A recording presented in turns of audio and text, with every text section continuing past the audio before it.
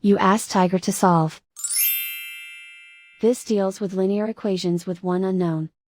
The final result is d equals -11. Let's solve it step by step. Simplify the expression. Simplify the arithmetic.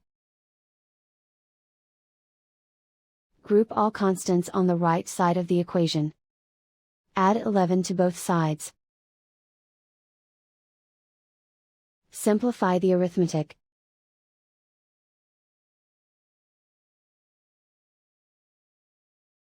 Convert the d into a positive number.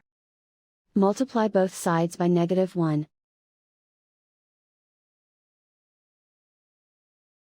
Remove the ones.